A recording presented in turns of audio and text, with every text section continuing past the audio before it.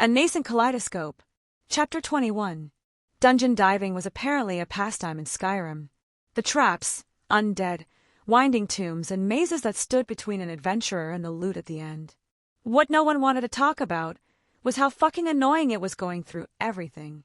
I was probably pissed off by the third room. After killing all the Draugr and finding the secret passage through that little area, it led me into more of a crypt.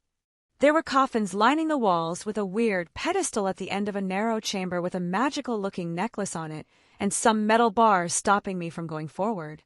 I had tried to do the obvious thing, pull the metal bars up like I had done previously, but it looked like they weren't budging. I mean, I could probably blast me way out of here, but this whole place could come down on me. What a situation I found myself. The only thing of significance in this little area was an obviously magical necklace on the pedestal right near the metal bars.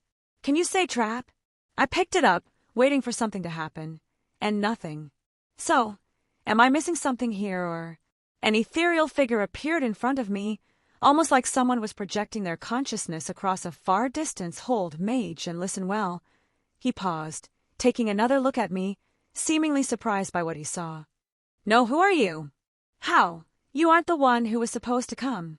Pardon? I questioned the odd person.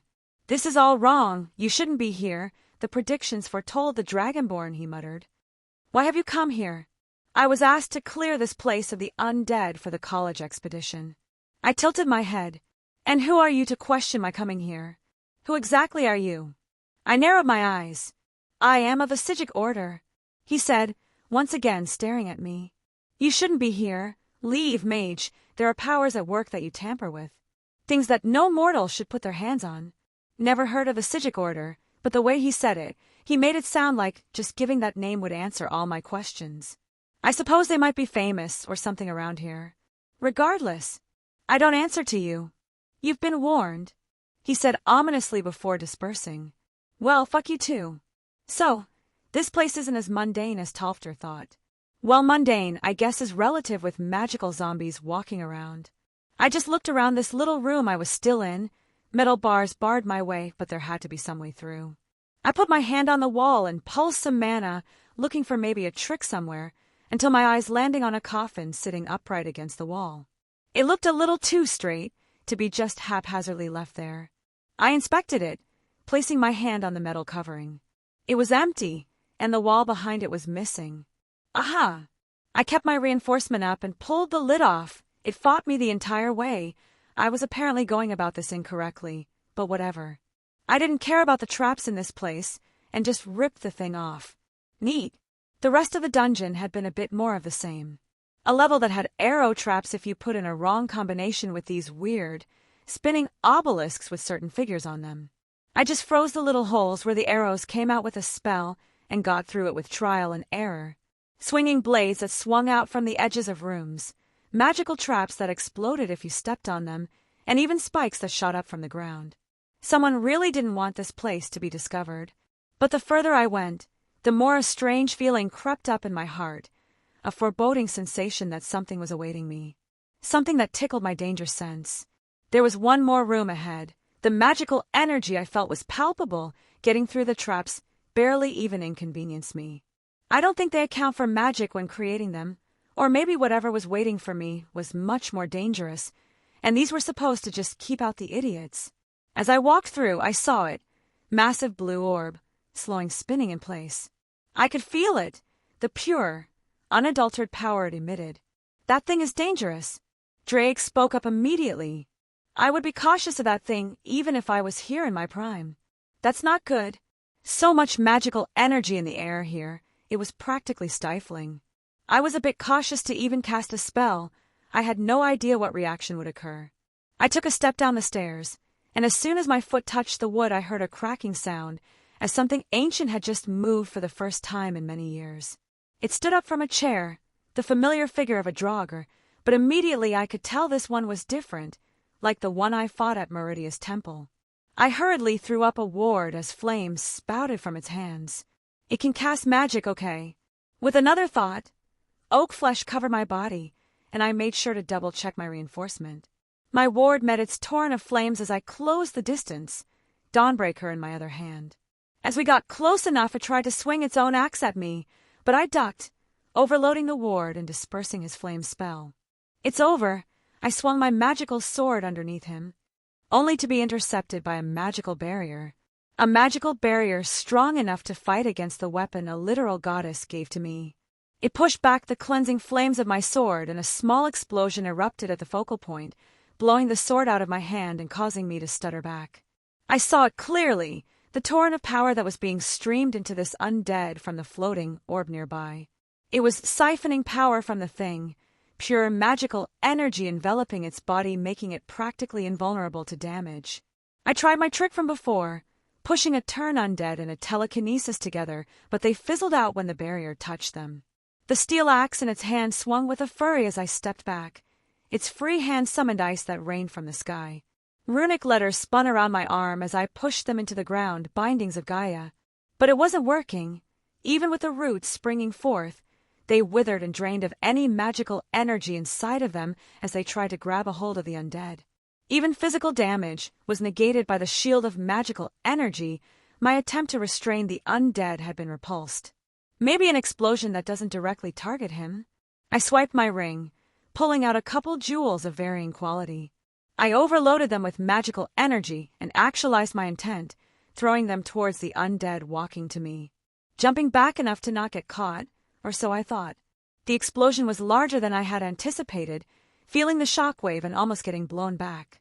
But once again the undead shrugged it off like it was nothing. I had hundreds of spells I could call upon, yet my mind raced trying to think of a solution. It seemed like I only had one option left. I withdrew my cane sword from my ring. It was soaked in my blood, so it was perhaps the best thing I could use as a catalyst for my true magic without using my body, which would be the height of foolishness. I pulled on the kaleidoscope, filling my sword with the dimensional magics. It shuddered under the strain, but I kept pulling from a multitude of parallel worlds, all filling inside, condensing, collecting, and synthesizing the correct spell sequence. Pointing the tip of my blade at the undead, several spell circles spun around the metal, amplifying the sequence. Ether cannon. I let it all go. The blade shattered in my hand as a beam of light fired off, exploding into tiny pieces as even the handle burst open in my palm. It struck the barrier of magic, fighting against it, but it looked as if my hypothesis turned out correct. The barrier was pieced through, and the undead's chest was blown open. I caught myself from falling forward. My body arched before stabilizing myself. I had to do something stupid there at the last moment, and partial shoulder some of the burden from the actualization of the spell. Otherwise my sword would have blown up prematurely. I don't know what happened, but the energy of this orb started going crazy. The magical energy in the room fluctuated, bursting in every which way.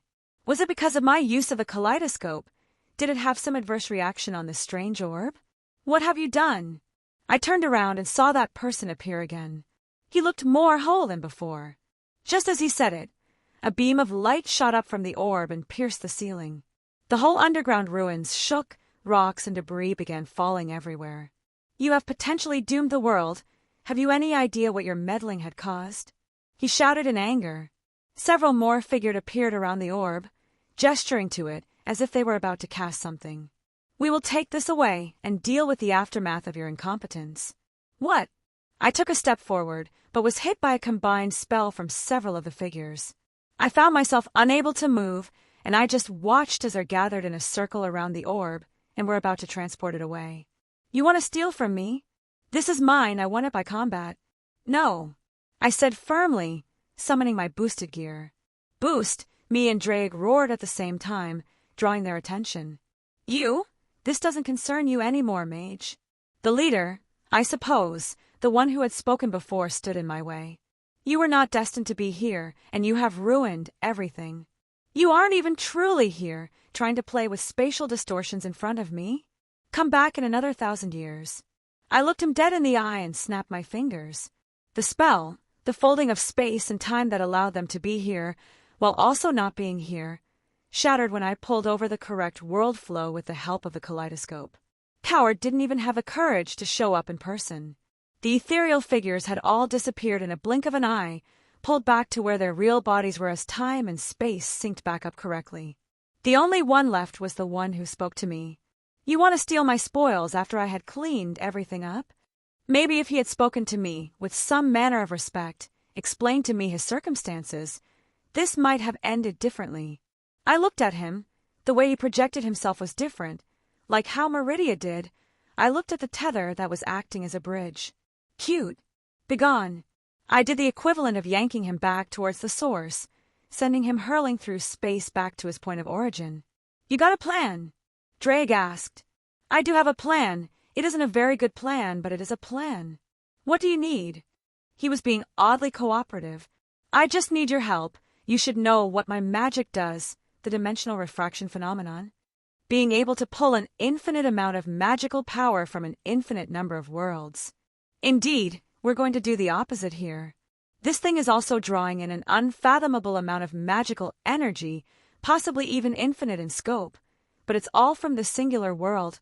It might drain this place dry if we let it. Or it could blow up. I have no idea. You want to use the gauntlet? Sorry, it's all I got. Okay, let's do this. I'll help where I can from inside.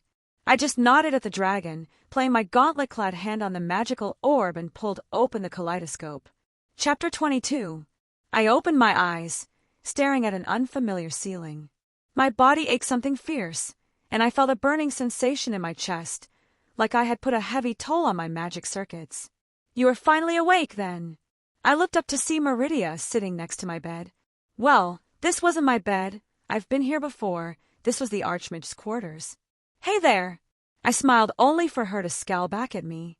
I find myself conflicted. She didn't look pleased. Usually if a mortal does something to anger me or disregards my words, I can merely punish them. But what am I supposed to do now? She looked at me expecting an answer to her query. What? I told you to remain whole and healthy before I departed last. Tell me, what part does being bedridden constitute healthy? What happened? My head was pounding as I recalled what I had done. The magical sphere. It was discharging so much magical energy that it became a danger, so I had to divert the flood out of the world line. Oh, the strain on my body that was particularly painful, and I think I passed out as I finished. Well, since everything is still standing, then I suppose it worked out. But, were you worried about me? Her scowl deepened and she looked away. I am a goddess. I do not worry. She said firmly. Would a goddess accept a hug and apology for making her not worry? I sat up on the edge of the bed. Such a thing may make a goddess less angry. She whispered. My legs were still a bit wobbly, but I stood up and wrapped my arms around her, letting her head rest against my chest. I felt her own arms squeeze around me. I'm sorry. Do not think you will escape my ire with just a few words. Of course, I will accept any punishment you give. I chuckled. To make light of my words, you are bold. I can't help it, you're too cute. I gave her a kiss on the forehead. See cute, she whispered. Once again you dare say something so flippantly to me. No mortal has ever had the courage to say such words to my face. She huffed adorably. Was I also the first one to confess to you as well? I smirked at her. Of course not. I am known far and wide through the realms. I have had kings and great warriors profess their undying love and admiration towards me over the centuries. Many have attempted to woo me with such treasures and gifts that the world would wage war over. And what makes me so special? I lowered my head closer to hers. Our lips were just a breath apart. Never had I met a man with such audacity to say they simply like me. She looked a bit bashful. I hummed thoughtfully. Has any man had the audacity to steal a kiss from the goddess Meridia? I stared into her eyes. They glowed slightly with recognition for my words. I think I saw her breathing hitch, just ever so slightly. No man has ever dared, she said with nothing more than a whisper. Well, she didn't reject me, so I took that as confirmation. I placed my hand on her cheek, seeing her act almost expectantly like this. Why are you so cute? I pushed my lips against her lightly, letting her dictate how far she wanted to take it. She reciprocated and met mine. This wasn't like before where she just gave a peck on my lips and left. This one was full of affection and perhaps even longing. You conflict me, Wilhelm, she said quietly as our lips separated. I should have been happy to see you possibly die, to escape from the oath I had given to a mortal. I should have demanded answers from you about the odd circumstances you seem to perpetrate. I should not be longing for your presence when we are separated, nor get flustered when I'm finally standing with you. I tilt my head at her words, a bit surprised. I see. I'm actually her first real boyfriend, her first time having a romantic relationship. She doesn't quite know how to act upon her feelings. Regardless of her status as a goddess, she is still a being with emotions, feelings, and some have come to the surface that she isn't used to. Even if the time had been short, it didn't seem to mitigate all these suppressed feelings suddenly rearing their head. Or maybe it was something a bit more than that. You've been by yourself all this time, haven't you? I gently pushed a strand of hair out of her face. She paused, staring at me. I don't think she quite knew how to answer that question, only giving a cute little sound in confirmation. Well, I'm not going to let you be alone anymore. I smiled at her. You're my woman after all, and I don't want to be alone anymore either. Maybe that's why we both were so taken with each other. We were both lonely. I suppose it can't be helped then, she said quietly. But do you truly wish to pursue this courtship? Are you asking me this now? I think I made my feelings quite clear. I'm not a mortal. There are things I won't be able to give you that someone of your own kind can. Are you not capable of love? I lightly poked her cheek, much to her chagrin. Of course I am. She gave a little squeak of embarrassment. I think she was feeling much more comfortable in my presence now. I guess we had been floating around what our relationship truly was until this moment, and she finally accepted it in her own heart. Then what's the issue? I can't give you children, she said plainly. Is it not the desire for mortals to carry on their own lines with offspring? I guess that is something important to people who live in a world like this. It's true. I guess I even had thoughts about a big family in my future. But I care more about you than something like that. I don't. She paused, having trouble finding the words. I will not get angry if you find a mortal to produce offspring with. I just blinked, trying to process what she said. I think this was perhaps a sore point for her and something she may have had on her mind for a bit now. I'll deal with it later. Can you say those words to me again like our first meeting? She leaned into me. I like you, Meridia. I whispered gently into her ear. I like you too, Wilhelm. She replied. I see Lady Meridia has finally departed. The archimage popped in only moments after Meridia had left. Sorry, I said sheepishly. No doubt she pretty much took over the area while she was here. He pursed his lips. Well, I can't quite fault her. You gave several of us quite the scare. His lips curled upwards.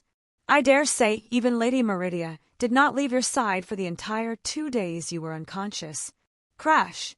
We both looked over at the origin of the noise. My dawnbreaker was sitting on a shelf, now cleared of any other items, that had just so happened to fall onto the floor. I couldn't help but smile, knowing she probably got all flustered at his comment. She really was cute when that side of her came out. The archmage wisely chose to ignore it. The phenomenon that occurred, I think all of Skyrim saw it. Yeah, I wouldn't be surprised. I rubbed the back of my head. What happened to the orb? You mean the Eye of Magnus? I was going to ask you that question. He looked at Mai with a thoughtful expression. All we had to go on were some very ancient tomes in the tomb that described the artifact in question, and they called it the Eye of Magnus. Sorry, I don't have a clue. I shrugged. I think I passed out trying to stop it from either exploding or sucking up all the magicka in the world. Or maybe it was doing neither and I overreacted. Well, the world is still spinning, and no one died. It seems you were successful in your endeavors. Well done, Wilhelm. He was only being slightly sarcastic. I just snorted.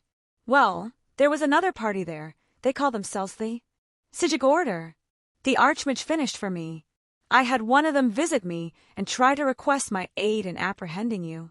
Oh, I don't suppose you know who the Psijic Order are? I don't. I guess you could call them an ancient order of mystics. They generally don't interfere in the world's affairs, usually only keeping dangerous things away from those who would misuse them. He rubbed his beard. I was excited when one popped into the college for the first time in 100 years. They actually would give counsel to previous archmages before they went into hiding. He's here right now. I scowled. Well, if he wants around too. No, I kicked him out when he didn't seem to see a problem with attacking one of my students without proper justification. other than ruining everything. He sneered, but quickly recovered. Remember this, Wilhelm. You are a part of this college, and you will have my support. He pat my shoulder. Unless you try to destroy the world, then we may have a problem. I let out a small laugh. Thank you for helping me with everything. It was genuine thanks as well. He had been constantly giving me support since I arrived. He nodded. With that being said, you should know that you have drawn quite a bit of attention. I have no doubt that Encano has already sent word to the Thalmer, and while I can deny them at the college, they will most likely try something when you are out and about. Him again. I frowned. Well, if they wish to start a conflict with me, they best be prepared. Quite. He smirked. But don't be arrogant. He lightly flicked my forehead. For all their hot air, the Thalmer are very accomplished in magic. Don't give them a chance to overwhelm you. He waved his hand, fixing everything that had fallen to the floor earlier. Well then, I have satiated my curiosity. And it's such a shame you don't possess the Eye of Magnus, because I just so happen to know where another artifact bearing the name of Magnus dwells. He nodded to himself. Indeed it is a shame, for I believe they would complement each other wonderfully.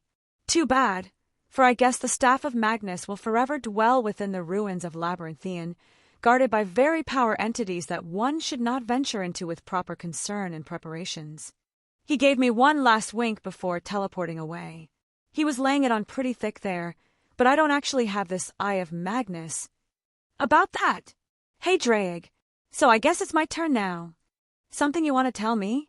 I may have grabbed the eye and took it inside the boosted gear. I just blinked, letting the words process for a moment. Oh. Yeah, so it's here if you want to do something with it. I'm kind of just keeping it segregated in a corner. Huh. Well, since I have it then, I do have an idea of what to do with it. So, did Meridia really watch over me for 2 days? Oh, yes. She was fussing all over you. It was amusing to see this goddess act like a blushing schoolgirl. Wow. It's impressive how quickly you managed to steal her heart.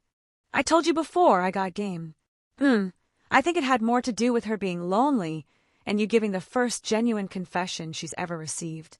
That's a fair point. Wait, since when could you take things into the boosted gear? Chapter 23. While I wasn't bedridden anymore, I still didn't adventure out of the college for another couple days, just deciding to take it easy and do some studying. I was also pleased to find out that the college did in fact have a dining area. Actually, the college had a lot of things I didn't know about until now. It took me sitting down to realize I had been bouncing all around the place without resting.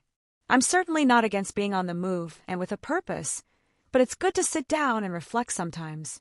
My only purpose right now was to just get as strong as possible.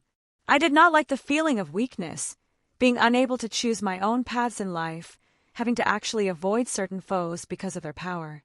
What could I do if a dragon pops up right now? It ashamed me to admit, not much. Well, not much without sacrificing myself, either crippling my potential or just outright giving a last hurrah. Wilhelm, just the person I was looking for. I turned around and saw Inther walking towards me. Inther, you look like you bring good news. I do. But first it's good to see you up and about. The whole college is in a tizzy about what happened. He slid into a chair at my table. I have a few friends that are particularly interested. I see, and I'm sure these interested parties have been most generous with their patronage in the past. I lightly tapped my fingers on the table, studying his expression. Oh yes, most generous. One might even call them repeat customers.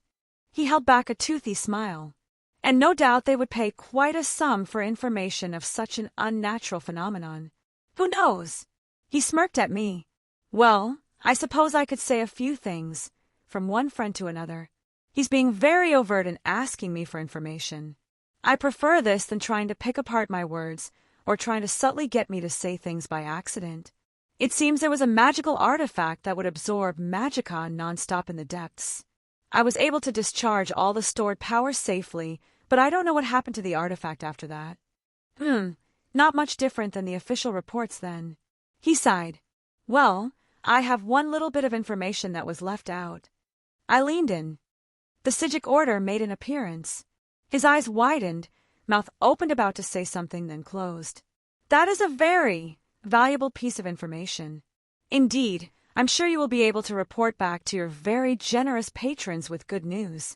Yeah, go fuck yourself, Sigigorder. He nodded vigorously. I do have more business with you, though. He reached into a bag he was carrying on his back and took out a wooden box, placing it on the table. I am a man who can get things, he boasted, removing the lid. There laid a sword, made of a familiar blue glass. Its name is Chilrend. How beautiful! I ran my finger across the surface. It was exactly the same as the sample the Archmage gave me. Where did you find it? I doubt the excited look on my face was missed by him, but I was too happy to finally have this here. Well, he looked around, and I wasn't quite sure why the dining area was rarely ever occupied. People were always busy, never having time to sit down here and waste time. You've heard about Rift 10, yes? I did. Dragon attack, nasty thing. I nodded along. I did feel sympathy for those people at Rift 10. Yes, but did you know the Thieves' Guild is based in Rift 10? He whispered. I did not. Actually, I barely knew anything about the Thieves' Guild, really only their name referenced once or twice in a book. Well, you didn't hear this from me, but their previous leader had put his hands on the guild's treasure. This only came out due to the aftermath of the dragon attack. One thing led to another, and a new master took his place. I hear she's been picking apart all of his possessions, trying to sell them away to refill the guild coffers. And this was one of his. I eyed the weapon. Maybe it was, maybe it wasn't. He gave an exaggerated shrug. I see, and what is this costing me? Well, considering how much the gems and the axe sold for, you would owe me a little over 1,000 septims. But why don't I just make it an even trade? He gave me a smirk. Call it the friend discount. I believe this has been a mutually beneficial relationship, and I look forward to your services for any future endeavors. I held out my hand, sharing the same smiling as him. He grabbed it, giving it a shake. Yes, it has been most rewarding. With that he got up and left the room. I lifted the sword out of the box, putting it eye level, getting a feel for the weight. A light swing, and it left behind a chilly mist in its wake.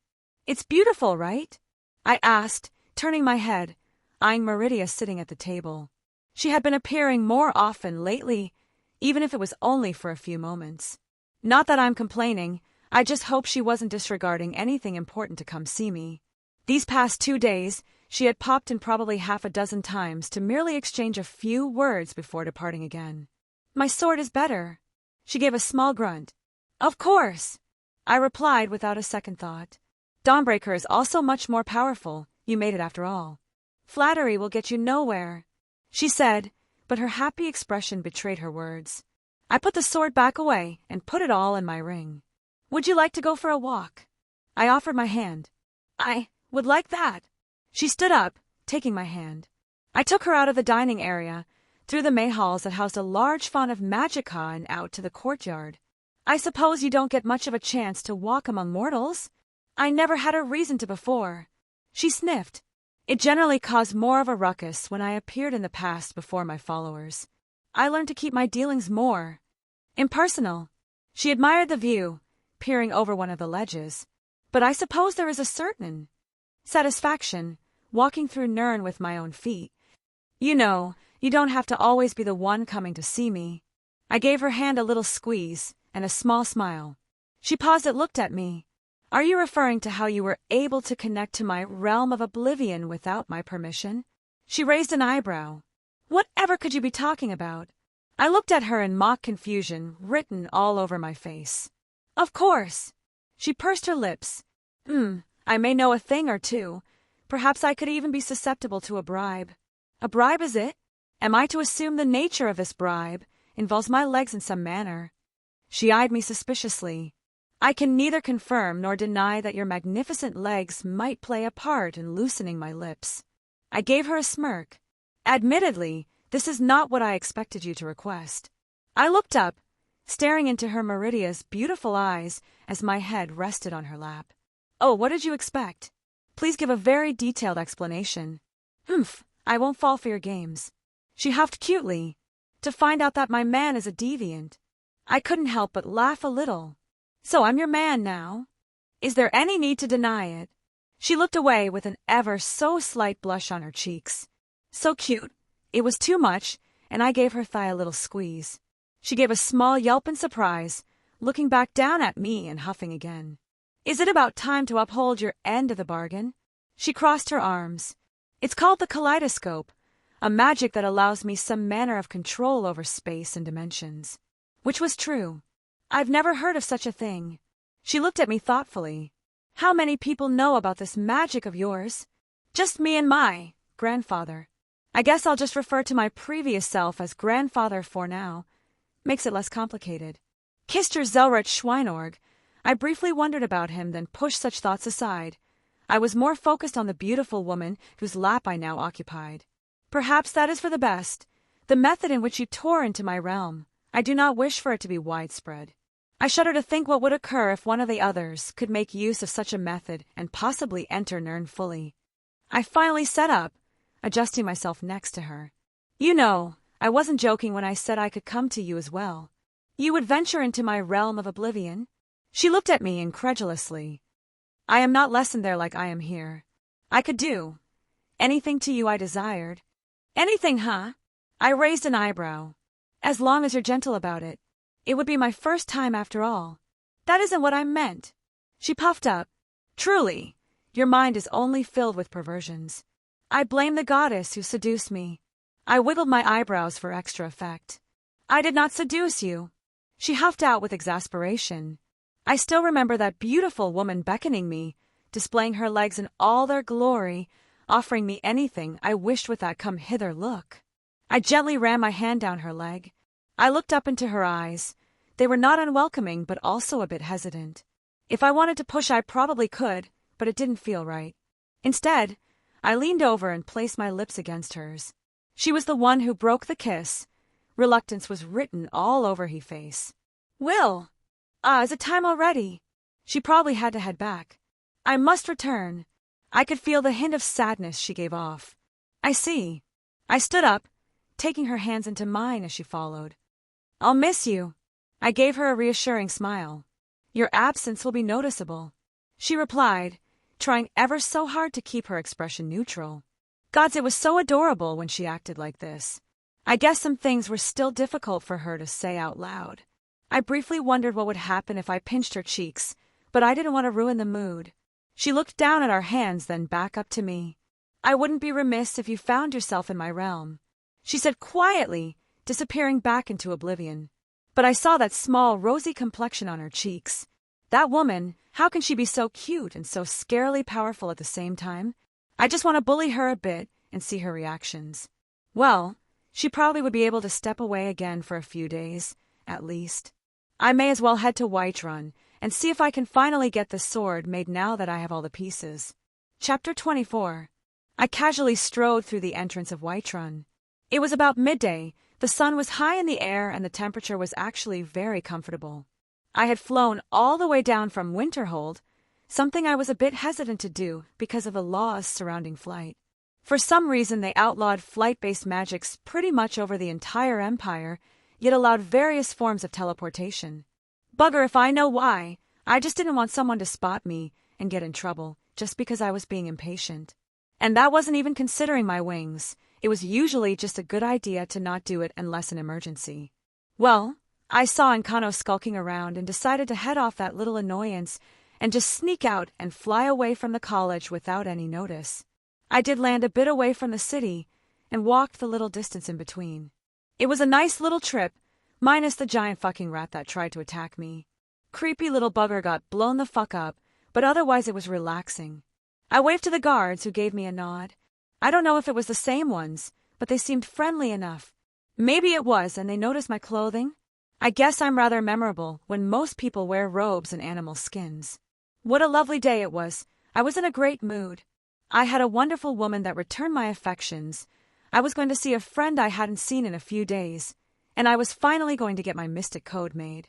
I put a few coins on a stall with some fresh produce up for sale, grabbing a couple apples with a wink towards the woman running it. Skyrim apples are really good. They tasted like a Honeycrisps, if slightly sweeter. I wonder if I could grow some at home. Maybe open the market for a new kind of apple, build an apple empire, become the tyrant of produce. That sounds like too much work. Though I wouldn't mind a tree or two for my own enjoyment. These would probably be even better if they were chilled. Cold fruit is the way to go. I walked up to what was it called again? Jorvasker, the companion's building. The boat building. Thorum. Think fast, I shouted, as I opened the door, spotting my friend, and tossing him an apple. He was sitting at a table, holding what looked like some ice to his head. He barely even looked at he caught the apple, before taking a confused look. Will! He greeted me happily. There were a few others in the building, but it seemed rather quiet overall. Heya! I sat down next to him. You look not too good. I took a bit of a hit on the noggin in the last mission. He flexed his hand in the ice. Disappeared. Thorum, did you learn magic? I was genuinely surprised. He smiled bright. I took your advice and picked up a few books at the market. Well done. I was impressed. What have you learned? I took another bite of my apple. Just frostbite and flames. He replied. I tried the basic healing spell, but I've been having trouble with it. I'm officially in charge of chilling all the mead now. He gave a good-natured laugh. Well, that is a good use of magic. Tell me what happened to you. I cast my own healing spell on him. Farengar, the Jarl's court wizard, paid for the companions to seek out a tablet from the Bleak Falls Barrow. Bleak Falls Barrow? Where have I heard that name before? It's the ancient ruins between Whiterun and Helgen. Ah, I remember seeing it on a map now. Lots of Draugr, I presume. They were many, but the companions couldn't be stopped by a few undead. He said with pride. It wasn't until we met Death Lord at the end that we finally met a worthy opponent. Even in undeath, the masters of the Thursdayum are not to be trifled with. I've run into one of those.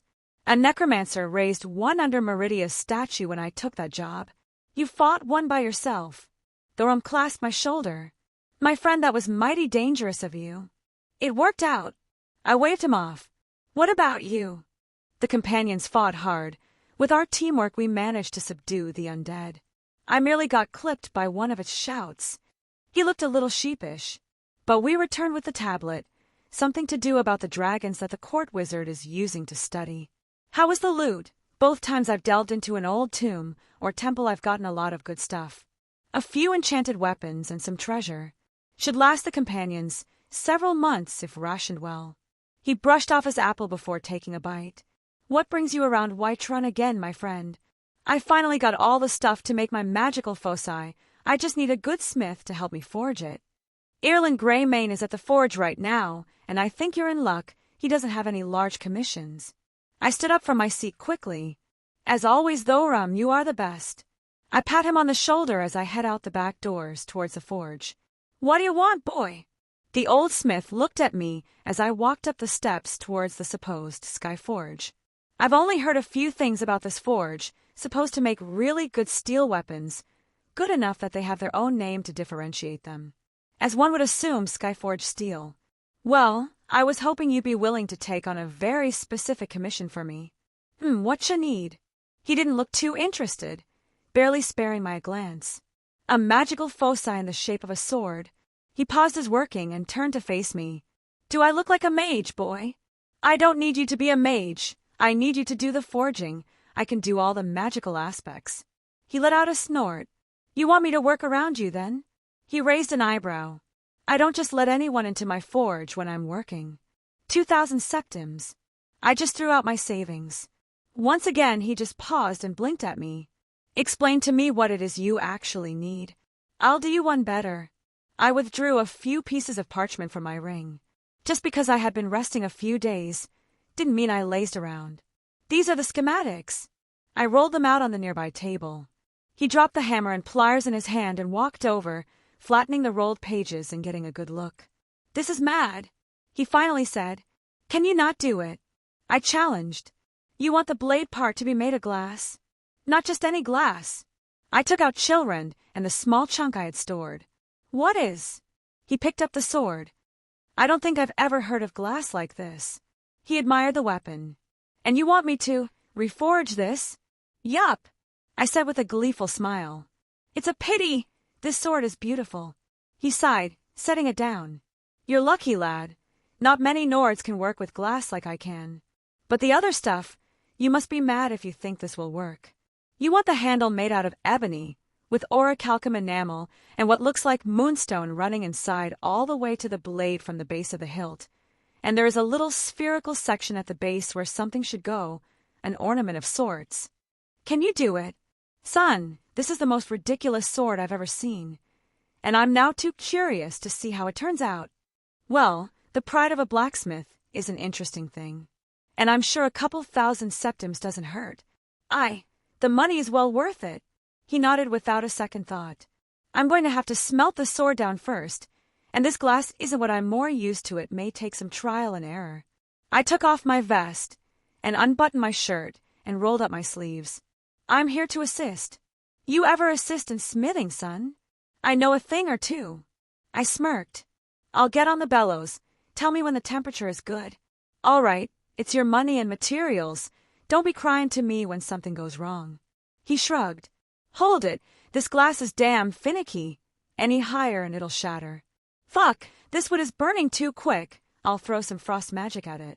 Steady. It's melting good now. Good. Slowly lower the temperature. Did you not see my drawing? The moonstone needs to be inlaid at the base of the glass.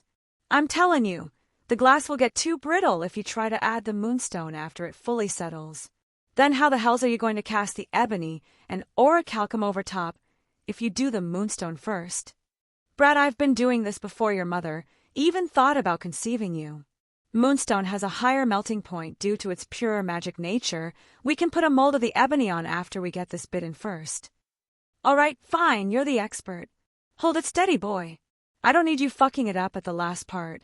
Just pour the orichalcum in, old man. Make sure you mix some more of my blood in. First line is done, second line is done, and there's the last one. So, get ready to quench now. Amazing. I blurted out as Ireland put the finishing touches on my weapon. He held it in a pair of tongs, the steam still coming from the cooled metal. Carefully, he set down to fully cool off. This turned out well, he admired his work. Explain to me how this works. Ebony rejects magica, so it gets all funneled into the orichalcum. Orichalcum eats up all the magical energy, but doesn't like letting it go, so the moonstone takes it and carries it to the glass blade, which can be used for spells. I listed off my thoughts on its creation. I couldn't just use the orichalcum for the handle. If I had too much orichalcum, then my magical energy would never be pushed off into the moonstone to the glass. And any other metal would generally take magical energy into it, essentially wasting the runoff, whereas ebony is both extremely durable and doesn't want my magical energy. And moonstone suffers from being too weak a material for a more physical use. A good hit on the handle, and it would have been damaged. The glass itself was stronger than steel and took in magical energy like it was starving, but it would be dangerous to make the entire thing out of pure glass. I needed to separate the part that handles spell casting from what I was holding. But there's one last material to add. Right, Drake? You want this now? Yeah, I'm ready for it. I summoned my boosted gear, earning a look from the blacksmith, but I ignored it for now. It came out without any fanfare, no huge world-changing events. The Eye of Magnus. It was just a small little orb in the palm of my hand, smaller than even a gold coin. And that wasn't because of the excess magica I drained from it. This thing was still going strong, just less volatile. No, the size was completely irrelevant.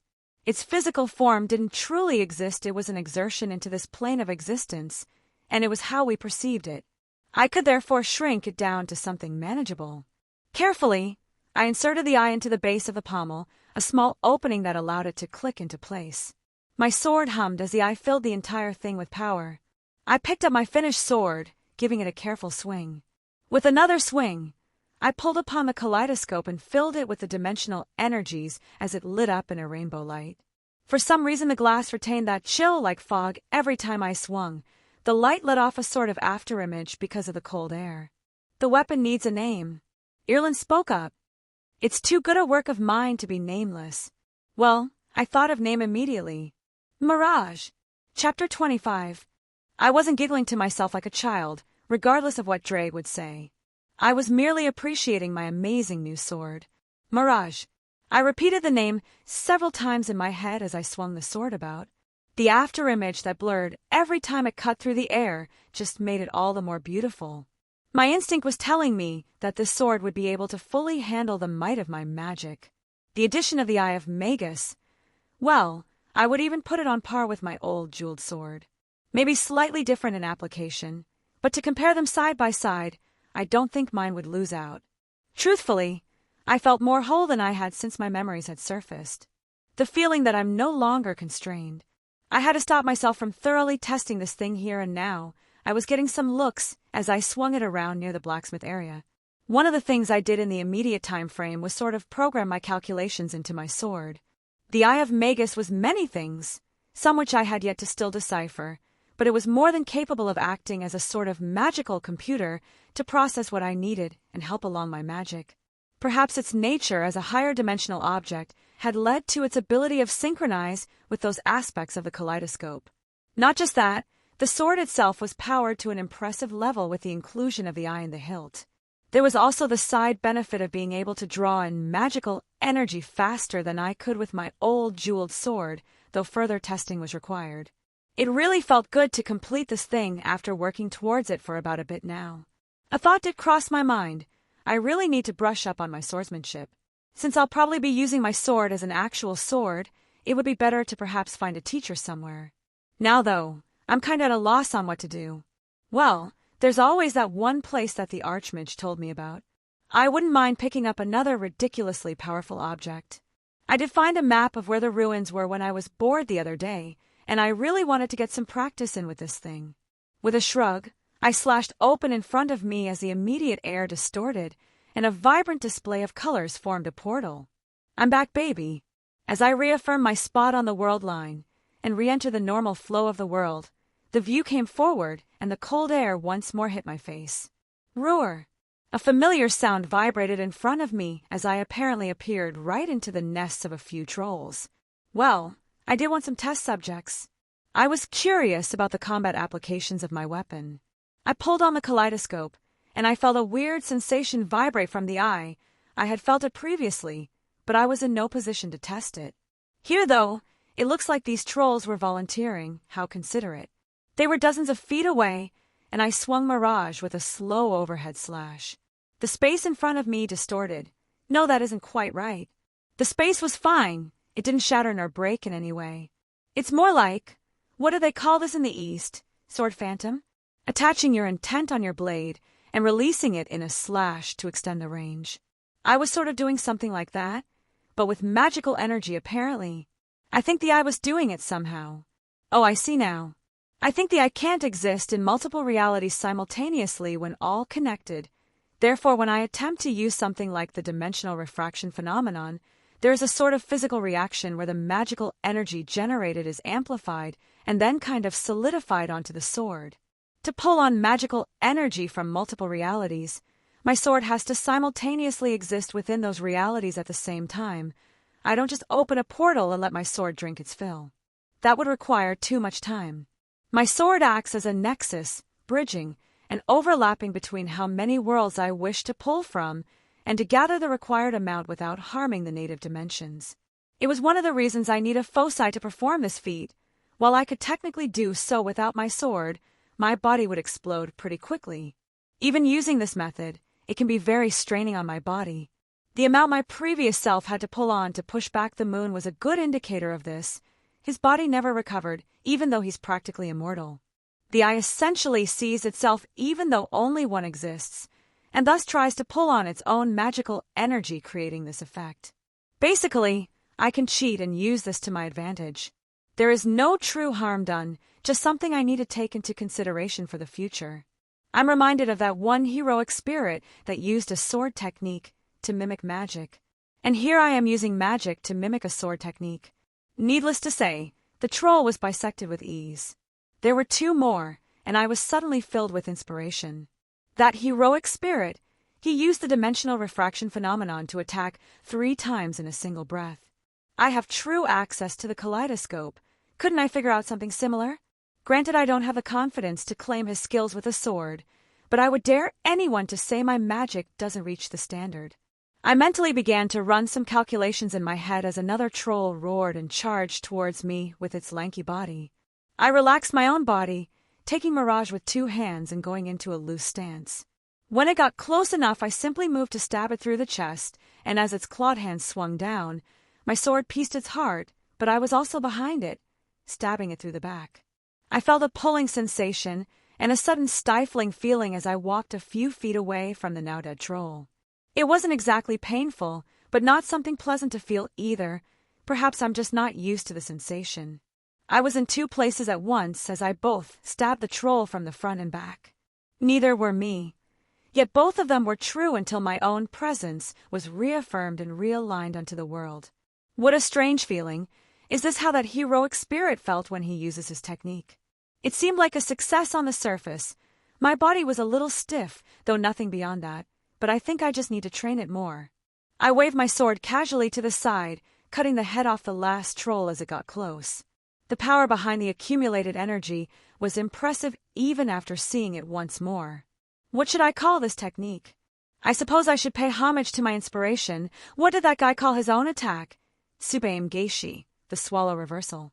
If I remember correctly, he made a cage of 3 sword strikes, whereas I attacked twice, once from the front and once from the back. I'll call it Swallow Returns to pay homage. Well, if I'm playing off the theme, I may as well all my flying slash in the same way as well. 1 slash, 1 bird. I should be able to actualize more with further training. I looked towards a nearby cliff. 2 birds, I said as I swung forward, and 2 more magical sword phantoms flew off and cleaved a chunk out of the rock. Overlaying multiple swings using the kaleidoscope, I could perform this technique multiple times to truly copy those Eastern sword skills that were lost to time. Well, I was never good at naming things, but this should do for now. It still took a bit of concentration to pull these moves off. Maybe attaching a trigger word and calling out their names would help. I could certainly hypnotize myself to streamline the whole thing. Arius existed for a reason. A trigger phrase often helped one focus even without resorting to hypnotizing on yourself, especially when belief was such a crucial element in any spell casting. I should put all that on hold for the moment. I don't want to get sidetracked. Gods know I do easily. Now where's that entrance? Fuck, this place was confusing. I must have run around for 20 minutes trying to find the entrance. These big stone doors were surprisingly difficult to find. Oh, how cute. It's magically locked. I put my hand on the door that didn't have any key. Boop! With a thought, I appeared on the other side, only having to cast a structural grasp to see how far the stone door extended, so I could know the distance I had to teleport from. As I took a few steps inside the large chamber, it began to rumble and shake. There were large bones in the area that were lifted up off the ground, all shooting towards the center of the area as they combined into a large, familiar shape. Is that a fucking skeleton dragon? I couldn't help but blurt out. It was decently large and a bit intimidating. Except it was a skeleton. If it were a zombie, I may be a bit more alarmed, but it was literally just bones that were reanimated and forced into the figure of a dragon. I drew Dawnbreaker from my ring, and with telekinesis guiding it, I threw the blade at the undead, easily piercing through the necromantic magics, holding the thing together as a burst of white light flared up and exploded outwards. I pulled the sword back to me, looking at it. How was that? I just slayed a dragon. Your man is amazing, right? I spoke to the sword. There was no response, clearly. She was too awestruck at my mighty figure. On a side note, free dragon bones. These are mine now. Wamaze what divel junner. I stopped looking around as I felt something shudder around me. It sounded like someone just spoke, projecting their voice from far away. Hell, the magical energy in the surroundings were completely drained just from the pressure. It says a lot that I couldn't understand whatever language was spoken, even though I can technically speak any language due to my devil heritage. It sounded somewhat similar to those shouts the Draugr used on me. Was this thing speaking in dragon? Was there a dragon here? Such a thought did give me pause, but at the same time I dismissed the idea. The Archmage had apparently been here before. I doubt he wouldn't have warned me of a dragon, though he did say there were some extraordinary foes here. I'd best be on my guard. Niverian must conceive an idea's head. Again, the voice sounded out and the magical energy in the air stirred. In fact, it felt like it tried to drain my mana. No. I felt the origin of the voice and used it as a reference and sliced open a portal. I opened my eyes to find myself in a new chamber. There was a strange magical phenomenon in here. It looked like two ghosts were channeling a spell to keep an undead mage in stasis. Weird. I took a closer look at the undead mage. It was holding something that made my hair stand up on my arms. That was definitely not a normal staff. It even had similar markings as the Eye of Magnus. Is this the staff of Magnus or something? If someone else were here, they would probably have to release the undead if they wanted to claim the staff. Well, unlucky for them. A mere stasis spell. Pfft, I could get around this in my diapers. I withdrew Mirage and sliced through the little bubble, cutting off the zombie's hand holding the staff and pulling it out, all without disturbing the quaint little spell. So much power I felt swell up inside me. If the eye channeled infinite magical energy, this staff was one big amplifier. No wonder the Archmage said these would complement one another, though a normal person would probably burn themselves inside and out trying to use them in tandem. I, myself, had to be careful until I could test these further. Better stash this away for now in my ring. Now that I think about it, why didn't he want to come get it for himself? I didn't really think he was planning anything nefarious. My instincts told me he was being sincere in all our dealings, and I usually trusted my gut on such things. Well, I guess I won't find out unless I asked him. Nothing else I need here. I just tossed the little zombie hand to the side and teleported away.